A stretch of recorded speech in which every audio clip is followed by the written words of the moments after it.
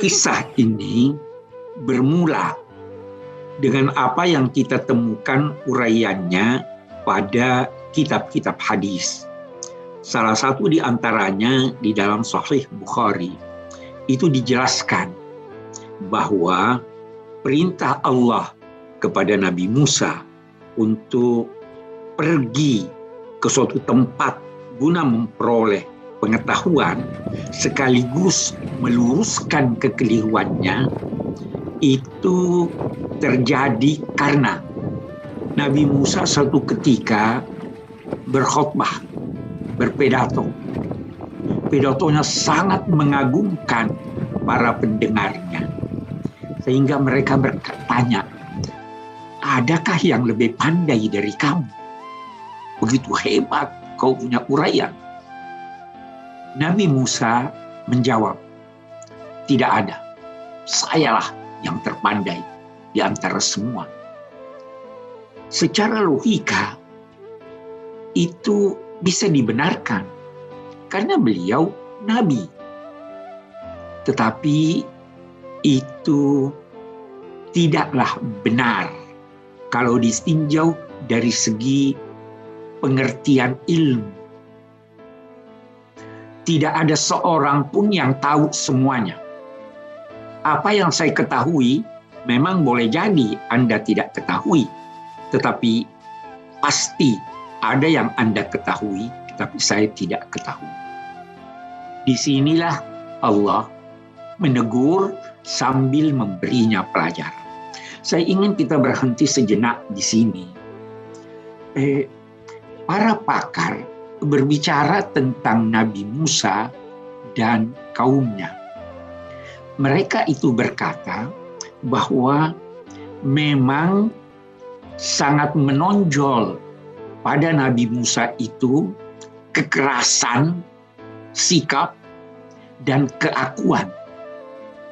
Sewaktu beliau menghadap Tuhan, meninggalkan kaumnya, dan menitipkan pesan kepada Nabi Harun agar memperhatikan kaumnya, Nabi Harun tidak mampu menghadapi sikap kaumnya yang kemudian menyembah sapi. Begitu Nabi Musa kembali dan menemukan hal itu, dia begitu marah sampai-sampai alqal alwah, itu kepingan-kepingan, tulisan-tulisan yang merupakan pesan-pesan Allah.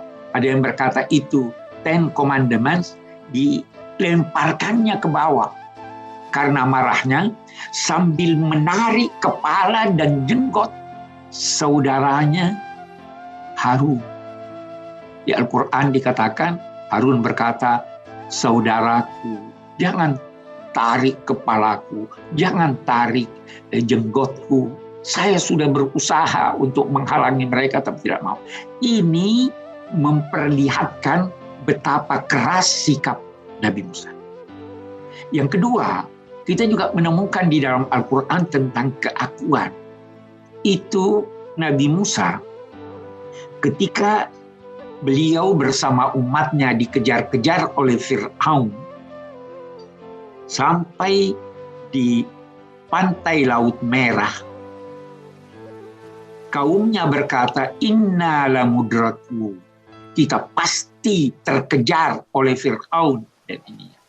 Kita dengarkan apa yang dikatakan oleh Nabi Musa untuk menenangkan kaumnya. Inna ma'iya rabbi sayahdi. Sesungguhnya bersama aku, Tuhanku, dia akan memberi petunjuk kepadaku. Dia sangat menonjolkan keakuan.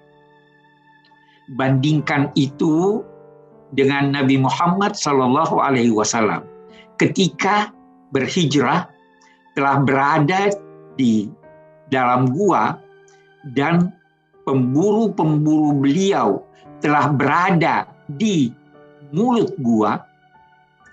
Sayyidina Abu Bakar begitu cemas dengan keadaan yang dia hadapi itu. Nabi Muhammad SAW berucap sebagaimana diabadikan oleh Al-Quran, la tahzan Innallaha ma'ana.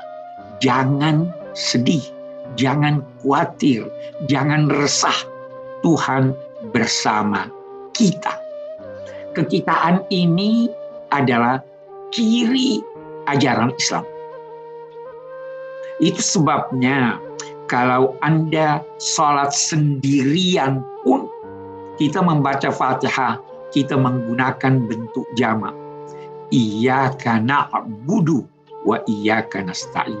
Hanya kepadamu kami. Karena dalam salat sendirian kita ingin ikut bersama kita. Para malaikat, para orang-orang yang taat. Dan kita ingin jadikan salat kita itu diterima Allah dengan segala kekurangannya. Seperti halnya kalau Anda memberi katakanlah 10 kilo jeruk atau 1 kilo jeruk. Kalau ada kurang-kurang sedikit dari satuan jeruk itu diterima karena Anda telah membeli banyak. Itu kekitaan.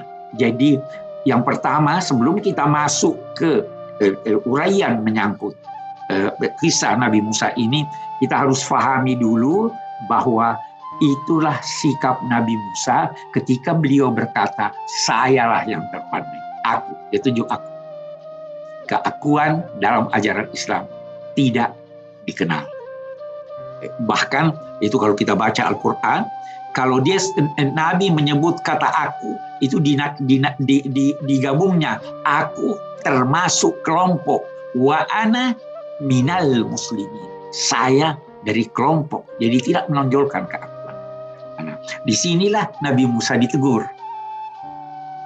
Hei, bukan kamu yang terpandai, ilmu itu banyak. Baik, perintah Allah di surah ini, pergilah ke suatu tempat. Dikatakan di ayat kita ini Majma'al Bahrain, tempat pertemuan dua laut atau dua bagian laut. Di mana itu? Ulama-ulama beda pendapat, tetapi pendapat yang paling kuat adalah Teluk Akabah dan Suez. Itu pertemuan dua laut. Jadi kejadiannya ini di suatu wilayah di sana. Teluk Akabah di Yordan, Suez di Mesir.